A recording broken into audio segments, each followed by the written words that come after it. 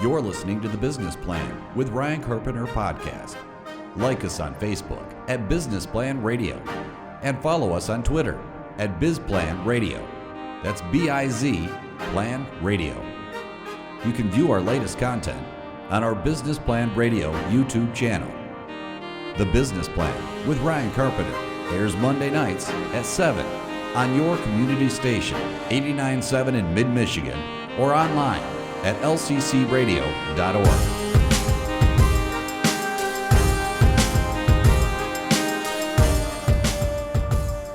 Good afternoon, everybody, and welcome back to another episode of The Business Plan with Ryan Carpenter, a forum for business owners, professionals, and students to come learn, get motivated, share their experiences, and discuss how to grow our business and the business community as a whole.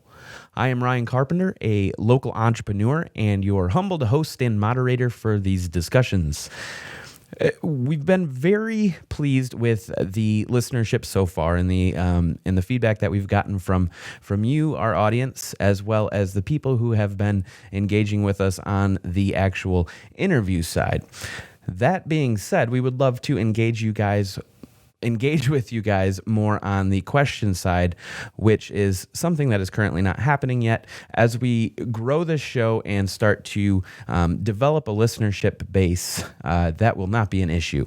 But as a young show, much like many of you young business owners out there trying to get your business going, unfortunately can't always just be right where you want to be. So we're in the process right now of trying to develop content that will hopefully start to gain some momentum in terms of, like I said, increasing that listenership and starting to develop a listener community. We've really enjoyed the conversations that I've had with many of you so far in terms of letting me know that you've enjoyed the show, that I'm much better on radio than you thought. I appreciate that. I myself also feel the same way. It's one of those things, many times when you hear your own voice, you tend to cringe. And as I'm starting to do this, it's starting to not become second nature necessarily, but I'm starting to get used to the idea of hearing my own voice.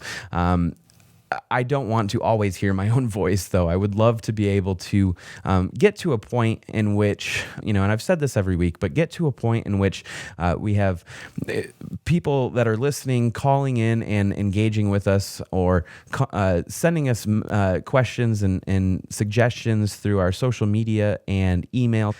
We just really love to be able to interact with you guys and to be able to make sure that we are starting to cater this content to you, starting to put together content that is more in line with what it is that you guys are actively seeking out. I don't know the answer to those questions. I don't know what you guys are seeking out. All I can do is take my experience and as a business owner and kind of use the questions that I have had, and experiences that I have gone through as a catalyst of trying to figure out what types of content are worth putting shows around. We're obviously catering to a pretty wide audience. We're going to be talking to not just business owners themselves, but also to people who are involved in business, even if that's on an employee level or on a professional level, C-level executive. Or, we're also trying to have these conversations with business students too. So people who maybe not have the same level of experience that a C-level executive would, but those kids are also going to also be in a position to where they've learned new tricks. Maybe there's new information out that they have access to through their education so far that, maybe some of us who are a little bit more established and have been out of college for a while don't have access to that information. So just because we're going to have someone with no experience and someone with a lot of experience listening to this show, I still believe that we will be able to create this content in a way that's going to benefit both. Now, it's going to pose some issues in terms of how in-depth we'll be able to discuss certain topics.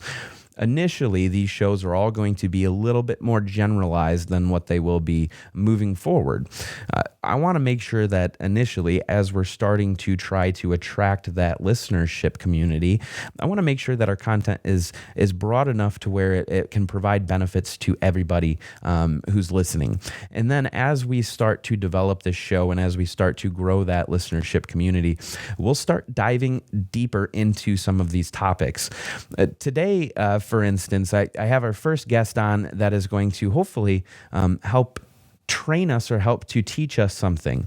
In the past, we've had some people coming in, shining some light on some resources that are available to us, and that is great. I want that to be a huge pillar in this show. I constantly want to let people know that there are organizations and people and individual, and resources and individuals and everything like that are out there for you, that are out there just simply to help. And sometimes that's a good thing to have. Especially business owners. We are always dealing with so many different things on our own. We have to put all of that on our shoulders, and sometimes it's nice to have someone or something that we can turn to when we start to get into a position to where we're kind of cannibalizing our own individual time, or maybe we're not as good or educated in a specific portion of business, whether that be finance or human resources, hiring your first employee, things along those lines. And so being able to tap into those resources is going to be great, and is going to be highly beneficial for everybody out there. But aside from that, today we're going to actually be, like I said, we're going to be actually training or teaching a specific topic. Our guest is Nate Young. He is a director of business development at a company called Kenshu. And what they do is they specialize in web. And so that's going to be in your paid search and everything that you can do web-based from a marketing and business standpoint. And I'll have him obviously explain a little bit more about Kenshu and what it is that they do. But I wanted to bring him in today. And again, his name is Nate Young. I wanted to bring him in today because the business environment that we are currently in is highly web-based. Just about everything that you do in one facet or another should have some type of online representation. You have to be having that conversation with your clients or with your prospective clients or what have you, depending on how your business is set up. But you have to have these conversations with people. There is a platform which is the web, but that source by itself is something that has literally broke down thousands of barriers of entry for businesses that are up and coming. In the past, there were very limited outlets. If you wanted to be a national player, you would have to spend millions of dollars in advertising and marketing budgets in order to even have your brand on a platform in which a nationwide audience can consume it. Today, that's not the case. You can post a video to YouTube and have viewership worldwide, and that could literally cost you $0. Now, a lot of things that we do, a lot of times people want to do things because they know that they have to do it. So they do it, but they're not really doing it. You know what I'm saying? They're just going through the motions. And just because this platform's out here and we have the ability to just jump right in and to be able to go out there and get in front of people doesn't necessarily mean that that's the best way to go. We have to make sure that everything that we do as a business is planned and is implemented and is measured and then is adjusted. And so just simply doing things for the sake of doing them can almost be counterproductive at certain points.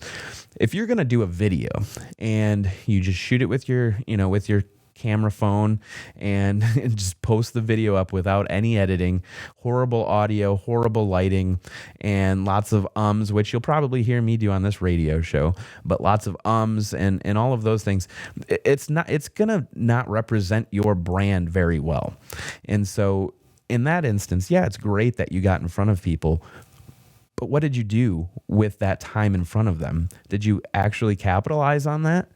Did you put your brand in the best position that it can be put in order to get that sale if that's what your call to action is, or to get that email account, or to get that contact. All of these things have to be planned out. And so we can't just simply do things. We have to actually have a reason for doing them. And so I wanted to bring in someone who is more knowledgeable about the web portion of marketing and advertising than I am. I do know some. That being said, I want to tap into people who are more educated or more knowledgeable about specific topics than myself. So that I can myself learn, but also so that you guys can get the best information that you can to make the best decisions for yourselves. I'm not going to steer people in certain directions. I'm not going to say this is the way of doing this. This is not the way of doing something. But that being said, what I want to do is provide you the information so that you as a business owner can actually make that decision yourself. With that said, something that I really think is an extremely important topic for any business today is not just web itself, but what are the steps that we need to take? What are some of the things that we need to be looking at? What are some of the outlets that we have that are best for us? Do we go the paid route? Do we go the earned route? What's the best for us? Well, the best for you is going to be different depending on who you are. Every single business is going to benefit from doing a certain thing more so than another business, and vice versa. But when we come together and we actually get an opportunity to sit here and have discussions about this information, provide you with said information, and then just really kind of discuss what are the best practices, what are some of the norms that are going out there. And then you as a business owner can take that information and adjust it for your specific purposes and what works best for you. If you don't know what works best for you, we would obviously love to be able to have that conversation with you as well. If you have any questions about, a topic, let's say, for instance, this week, we're talking about web. If you have a question about, the information that we are providing you today as a business owner, let's say, you get this information, you're like, okay, I see it now. I understand that I should be doing this, this, and this, but I'm not really sure if I should be doing this or that. Give us a call or send us an email. We're not going to charge you for our opinion. Our opinions are just our opinions, but at the same time, it's an outside perspective. So feel free to give us an email if you have a question about anything that you hear today, or if you have any suggestions about things you'd like to hear moving forward. For all of those out there who do not know, our Facebook page is facebook.com/businessplanradio, and our Twitter handle is @bizplanradio. That's BIZ Plan Radio. You can email our Gmail account if you have any questions or suggestions as well. That is businessplanradio@gmail.com. That's businessplanradio@gmail.com. We look forward to those questions and to future conversations with you. We're going to go to a quick break right now, and when we come back, we will have Nate Young in with us to fill us in on what's going on in the web and how do we as business owners take the most advantage of it. Hopefully, we can have the answers to those questions for you when we come back after this break, so stick with us. This is The Business Plan with Ryan Carpenter on LCC's 89.7, your community station, WLNZ, Lansing. You're listening to The Business Plan with Ryan Carpenter podcast.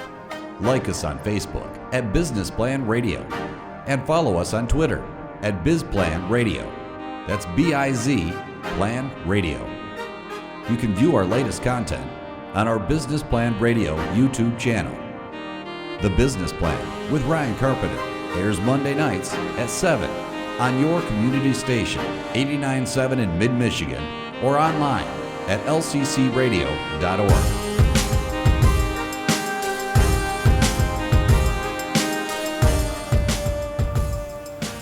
All right, right, welcome back to the second segment of the Business Plan with Ryan Carpenter.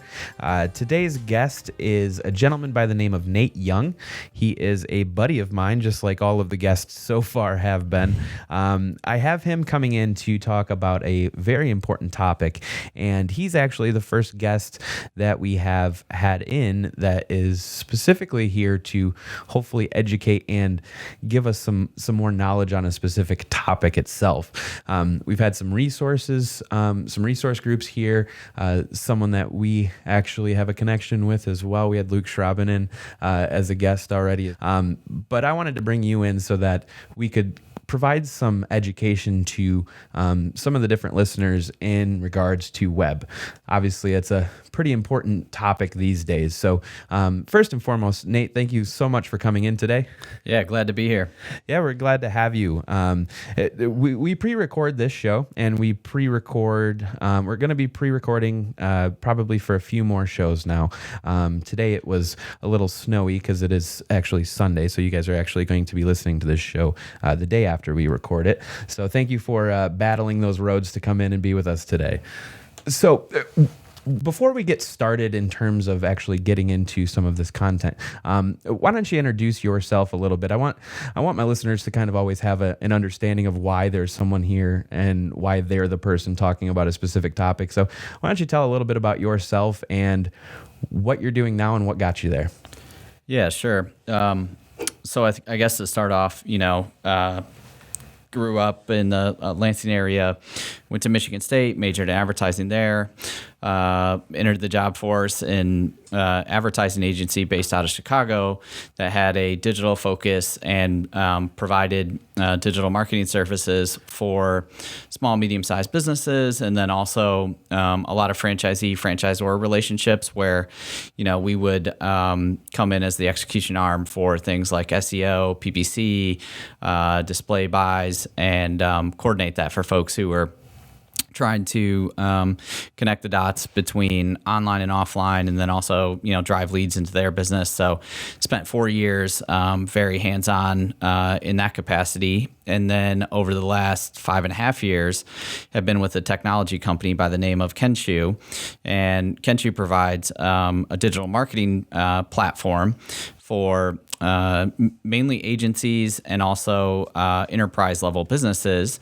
But within that, my particular area of focus for Kenshu has been on a product suite they call Kenshu Local, which is built for agencies to help manage the high volume of SMBs that they do business with. So it gives me sort of an interesting view into not only the digital marketing world from working with some of the largest spending companies out there in terms of the search landscape and also within Facebook, but then I'm only one step removed away from even some of the smallest spenders out there, the $50 a month guys who just want a presence online. So really get a nice sort of broad view of what's happening, where the sophistication is, where there's advantages and disadvantages for each level of advertiser. I'll give a little bit more background on Kenshu, and then we can dive in if that's good with you. Yeah, that's fine. So company was founded back in 2006 and originally started off mainly focused in the retail world, working with Zappos as a flagship client. Stepped out into sort of the venture capital world and took some funding from a VC called Sequoia, allowed us to grow out of Tel Aviv into the U.S. Since then, we've expanded to nearly every continent. We have over $3 billion in ad spend moving through the platform at any given time, mainly focused on Google, Bing, Yahoo Gemini, and Facebook and Twitter, Instagram. So really providing one area where you can manage all of those different publishers so you can get your ads out there, automate the process of managing bids, and then a whole bunch of layers within that makes execution easier, whether you're a single marketeer or someone who has a large team. Solid. So it seems like you guys are kind of like almost like a portal, really, kind of an easier way of getting out into a much larger platform. Is that kind of a fair assumption? Yeah, I think that's a pretty good summary. The way that I would state it is that, or just at least the simple way to look at it is, instead of managing your advertising in AdWords, Ad Center, or Bing Ads, I guess they call it this these days, Yahoo Gemini, Facebook, and using Power Editor, and or then using something within Instagram and Twitter, we're basically consolidating that all into one-stop shopping for you. So you're not bouncing back and forth trying to manage 5-6 different publisher-created ad experiences. You get one experience that you're used to, and can really help you understand where optimal results are coming and where you should be putting your dollars. Just at the most simple level, trying to connect the dots between the different publishers and the results they're driving can become very difficult if you're managing that in more than one or two places. Right. And so I feel like obviously with the web, there's a lot of different pieces of the web, right? Mm-hmm. I feel like a lot of the social media functions are kind of more like a PR type thing right now, in terms of them just kind of using that as a platform to say, hey, have a good day today. But it seems like using a company like, or going through a company like Kenshu or what it is that you guys do, is it kind of allows that marketing person to now use that social media in conjunction with some of the stuff that they're doing maybe in the pay-per-click, and kind of having more of a cohesive marketing effort. Is that sound about right? Yeah, that's absolutely what the idea is behind a platform like Kenshu, is being able to attribute the actions that a user's taken until they ultimately get in your front door or make a purchase online, or whatever that desired action is from the advertiser standpoint. I will say, just going back to your first comment about where social media stands sort of in the media mix today, they're trying very hard to dig themselves out of being sort of a PR or awareness type vehicle for brands and advertisers. They want to get closer to revenue in terms of being able to drive leads. And just as an example, Facebook recently released a new ad type called leads ads from Facebook, which takes your personal information from Facebook. Within 2 clicks, you submit a lead into a business, and that's generally available to anyone who's advertising there. But for those companies like Facebook, Instagram, Twitter, and actually Facebook owns Instagram, so for Facebook and Twitter, LinkedIn, they desperately want to show that not only is this somewhere where you can quote unquote provide awareness of your products, solutions, or services, or whatever it is, but they also drive sales and are lower in the marketing funnel, if you will, in terms of being able to get someone in the door, take whatever action you're shooting for. So when it comes to marketing, what everyone is always trying to figure out is, what is the effectiveness of this campaign, right? With traditional advertising, through radio, which we're on right now, mm-hmm. Sometimes it's hard to measure those, that impact. It seems like the web is definitely the most efficient marketing platform in which you can get a lot of that feedback and use that information, obviously, to pivot and adjust your marketing campaign going forward. So from that standpoint, does Kenshu provide you with a lot of that analytical information, or is that something that you're still getting through your Google apps for business? Yeah. From the Kenshu perspective, yeah, of course, we're tying revenue to the clicks that or impressions or whatever the front end metric is that you're looking at, in terms of being able to not only measure and report on what you're getting out of your investment, but then provide optimization from there. So in the search world, adjusting bids, based on what's driving the sales or lead form submissions or whatever that is, whatever that action is that you're aiming for. I'll also say, just kind of as a general comment to, the web being, or internet advertising or marketing, however you want to label it, as being a better place to measure return on investment. It certainly is, which is great for, anyone from, the SMB marketer or SMB owner to up to someone who has a 20-person marketing team and as pure play online and drives billions of dollars in sales. However, I think it's also brought in a challenge for folks in that you don't just sign a contract and then watch your ad print in the yellow pages, for instance, and you do it once a year and the phone rings and that's great. It certainly brought a lot more sophistication to what needs to be done from an advertising perspective, where, on one hand, that's great because you're now understanding what your marketing dollars are driving for you, but that also means it's more labor intensive. And you have, you have to carve out that time to understand how to optimize, understand what's working. Otherwise, you might as well just be throwing your money back in the yellow pages. Right.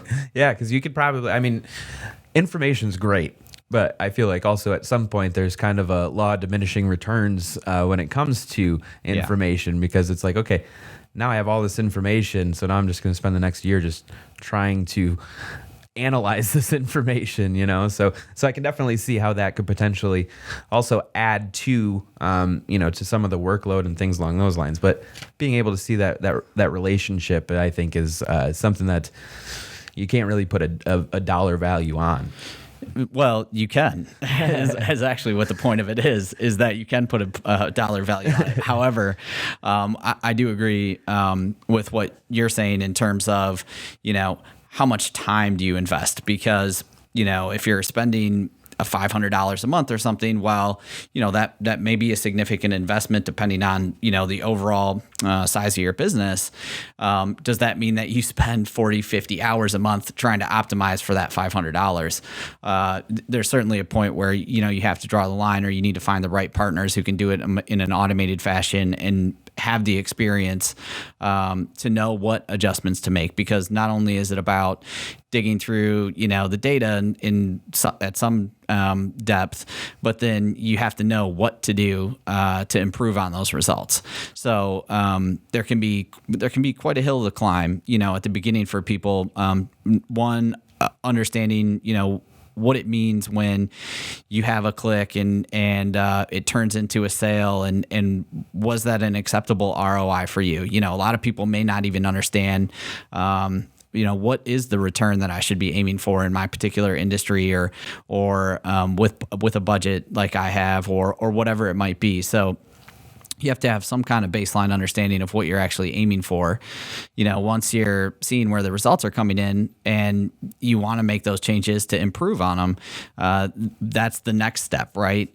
Is educating yourself or, like I said, leveraging someone who has that knowledge already to make the changes that will help improve the return on the marketing investment. And is that some help that is typically received when you get set up with a company like Kenshu? Or is Kenshu more of a platform that allows you to have all of this information and get all of this stuff out, but then typically you'd probably be going through a third party like advertising agency to help you make those decisions? Yeah, so on paper, Kenshu would not provide that service for you. Kenshu's a software as a service company. We do have some degree of managed services that we offer for social advertising, but that's very limited. However, I will say, the personnel at Kenshu has, like myself, has spent a lot of time hands-on managing campaigns. So, you do kind of get to leverage the resources we have to that degree. But to your point, most folks are going to couple a platform like Kenshu with an agency. Right. Or some kind of in-house expertise. Yeah, and you mentioned SMBs earlier, and to those of you out there who aren't familiar with the term, it stands for small to medium-sized businesses. It's not necessarily Kenshu's target market, correct? I mean, you guys are typically working with the upper echelon of the ad spending. Yeah, definitely. Our play in order to go down market, if you will, from where our core customer base lives, is to provide a platform for the agencies that are managing on behalf of SMBs. Right. And so while, you may look at Kenshu, or we may even think of ourselves as not someone who goes to market for the small, medium-sized business guy. We're typically looked at as a technology who helps power a lot of that business around the world. And so this is just more of a question that I have, just in terms of wrapping my head around Kenshu as an entity. But when you are set up with a company like Kenshu, does an agency typically like come to Kenshu and then they basically funnel all of their clients in through that one interaction, or is it each individual client then has to have some type of have their own setup?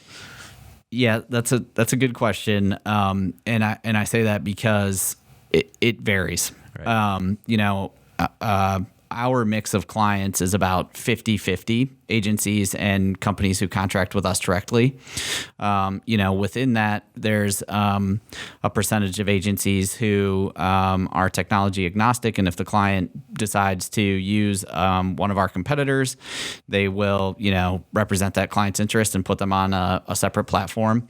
In other cases, there's agencies who are, fully a Kenshu shop, and so all their clients will go onto Kenshu.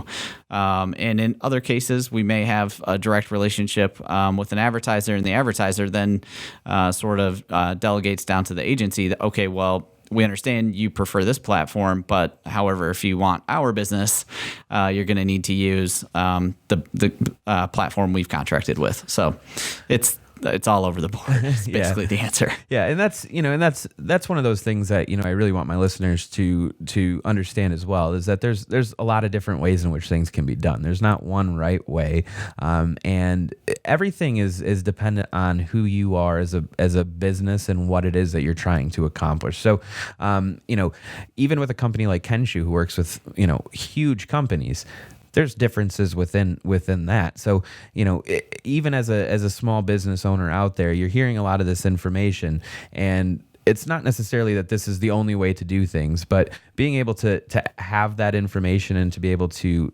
determine what is best for you, that's really what we're just trying to do, is to provide you with that information so that you can make that decision. So I'd like to be able to get into a little bit more on the web specifics here after we go to this quick break. And so we're going to go to that right now. And when we come back, I will have Nate Young still with us talking about how to monetize the web. So stick around with us. You are listening to The Business Plan with Ryan Carpenter on your community station, 89.7 WLNZ Lansing. You're listening to The Business Plan with Ryan Carpenter podcast. Like us on Facebook at Business Plan Radio and follow us on Twitter at BizPlan Radio. That's B-I-Z Plan Radio. You can view our latest content on our Business Plan Radio YouTube channel. The Business Plan with Ryan Carpenter airs Monday nights at 7 on your community station, 89.7 in mid-Michigan, or online at lccradio.org.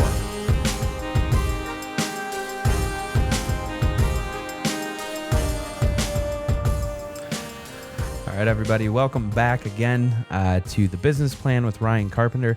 We are going to jump right into segment 3 here with our guest this week, Nate Young, who is the Director of Business Development with a company called Kenshu, which is a digital marketing platform, which he kind of went through in the last segment. So again, Nate, thank you for being with us. Yeah, no problem, man. So what got you into digital marketing in the web? So early in my career with an agency, we had kind of, two sides of the house. One was traditional media and the other was digital.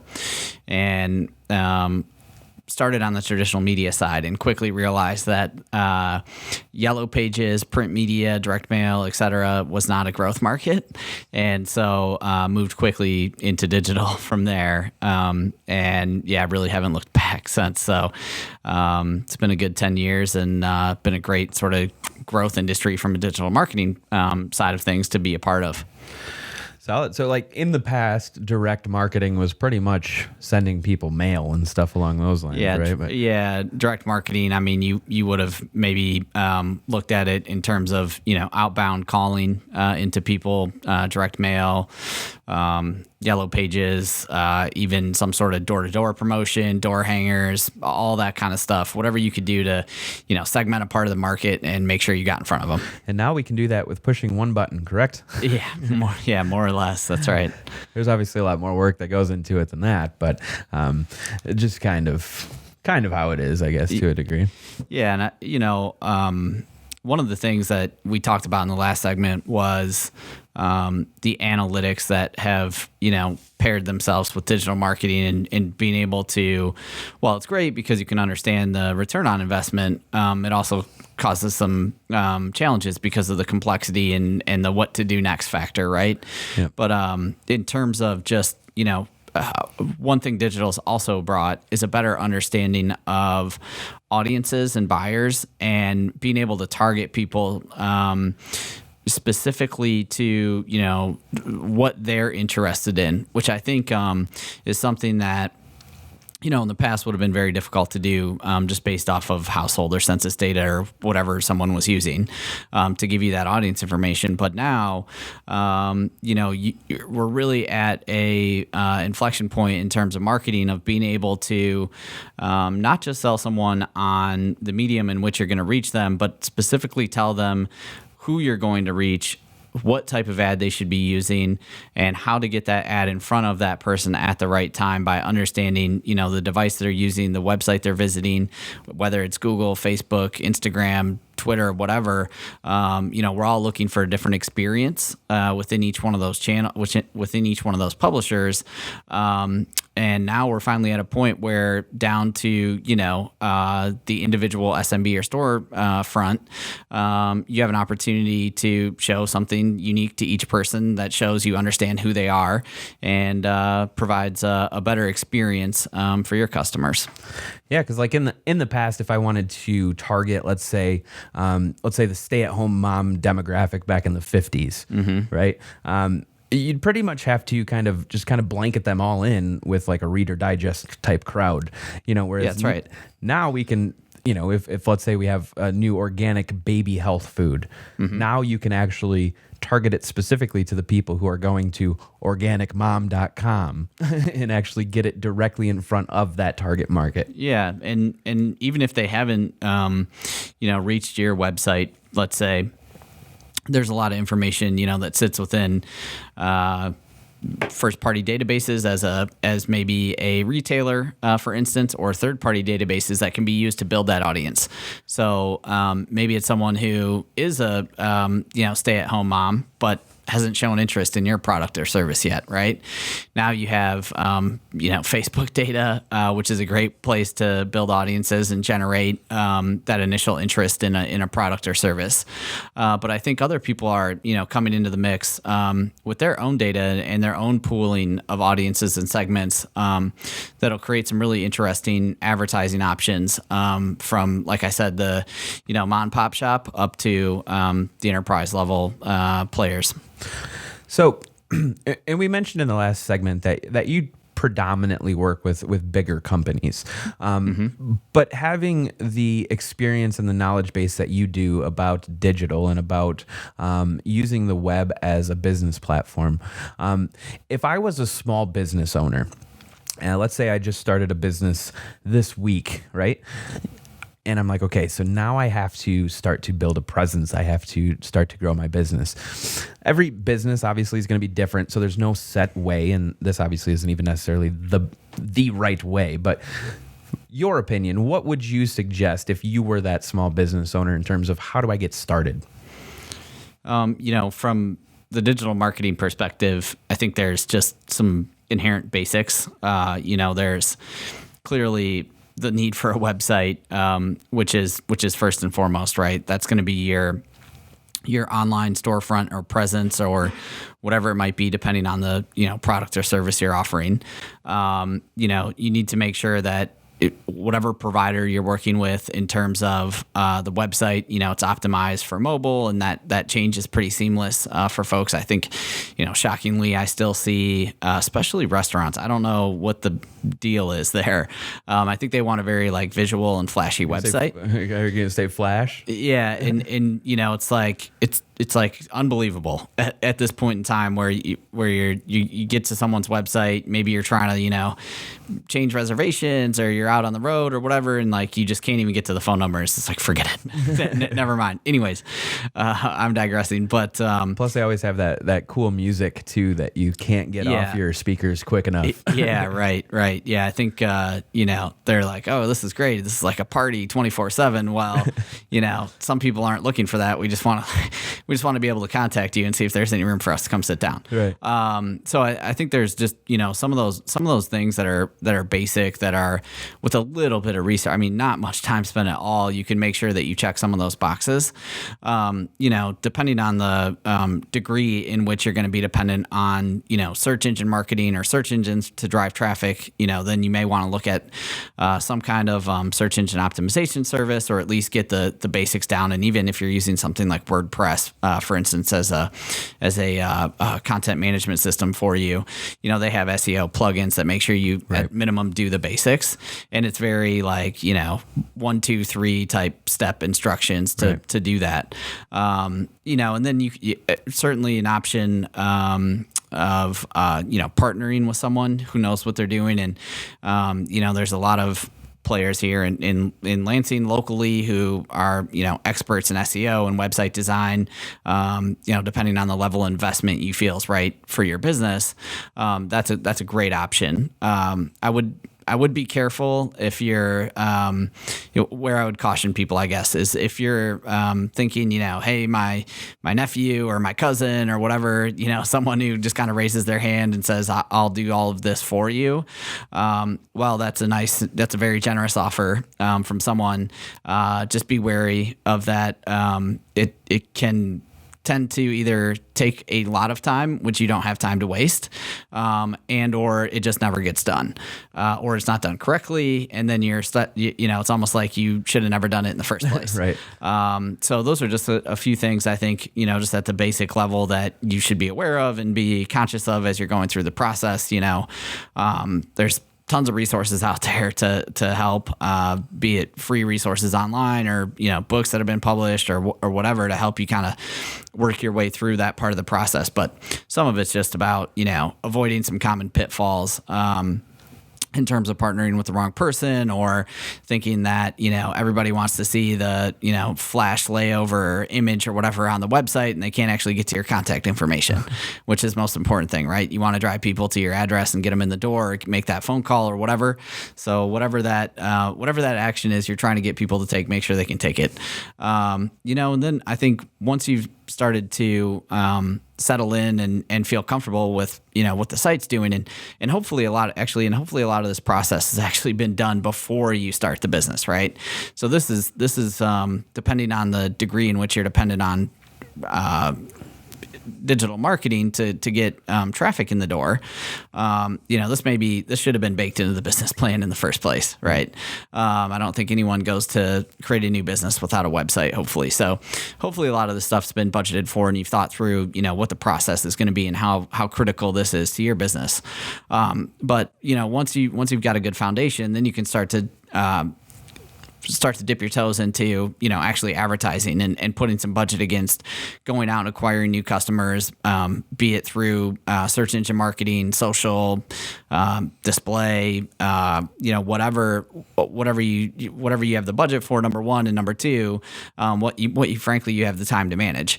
And there's a whole host of avenues you can go down to advertise your presence digitally.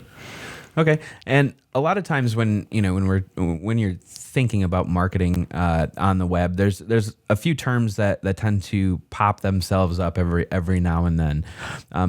I understand what they are, but I'm sure that there are probably some people out there who don't necessarily get the differences between them. So could you kind of explain to people what the difference is between a paid or an earned or an owned marketing effort would be?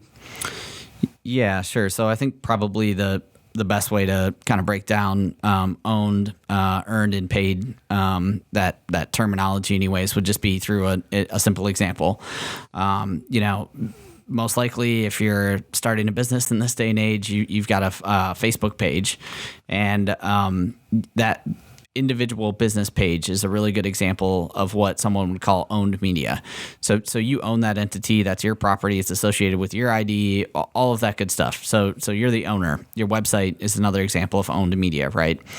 Earned media would be, let's say, as a business, you create a post and you publish it on your Facebook page. Well, once that post is picked up and shared by your fans that you've acquired because you're such a great business. Everybody loves you and they like your page and want to share all the great information that, the Tuesday specials or whatever. Just kidding. But, hopefully you create some, content that resonates with people, and they see you as someone who, is doing more than just posting shameless self-promotion. Right. Anyhow. So, once the post is shared, all the folks that shared that post, that is now reached out to people that they like, or reach their friends. Right. So that would be an example of earned media. So the views that took place on the shared post would be earned media. And then paid media, let's say we took that same post. Facebook, for instance, has an option that's called sponsored post, which is an ad type within Facebook. So once you turn that post into a sponsored post and you're paying per click and reaching out to the audience that you think it's relevant for, every time you paid for that, that's paid media. Okay. Well, thank you for giving people that information, because I'm sure that a lot of people sometimes get confused and are probably like, well, why am I paying for anything if there's something that can be earned? That seems like the route to go. But that obviously is not that easy, huh? Just it's something that is a little bit more organic, so you don't really have control over whether or not the earned platform necessarily even gets picked up, right? Yeah, well, yeah, of course. Like you can't, you can predict to some degree, I suppose, about, how interesting someone's going to find a post or message, going down the Facebook path, again, for an example. But it's not guaranteed, that's for sure. I think the other thing that probably more importantly is that, you are then limited to the audience of people that may already live within your circle, right? They're people that already like your page or are friends of friends or whatever it might be. So, the paid media side of it allows you to reach out to people who may be unaware that you exist as a business. Right. And earned is only, you really kind of lost control of who you're targeting, right? It's just someone's going to share it, and whether that's applicable, your business is applicable to their friends or not, they're going to see it. You can make sure with paid media to get your message in front of the people who should see it. Right. So it seems like it's a lot like almost like traditional advertising. I mean, it seems like, you got your earned, which is kind of like your PR type function. And then you have your paid, which is more of like your advertising type, your traditional advertising routes.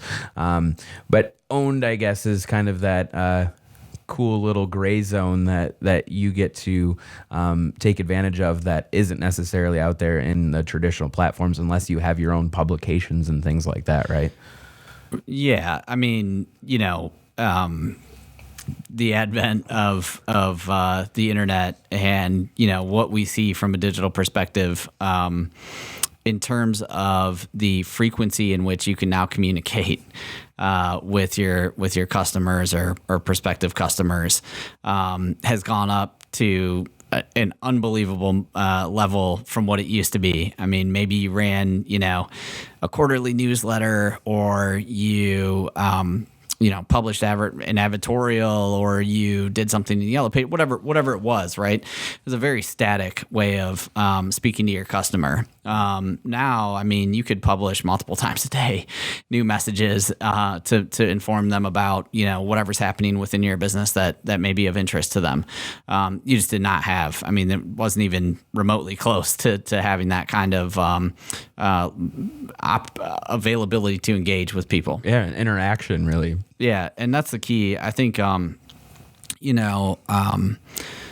some people may look at digital marketing as like, well, now I'm spending money and, I should be getting leads. I think there's still, an important point within all of this is that, your interactions with people aren't happening in a vacuum just because they're online. Right. It still needs to be interesting conversation, and it needs to be something that people can engage with and understand and see it as a value, right? Otherwise, you're just kind of making noise in their room, and they're just like, "Wow, this is annoying," and they're going to move away from it. So it's important to think through, what you're posting, why it's important, why does this matter to anyone other than maybe just me as a business, right? And have that sort of filter on when you're pushing messaging out.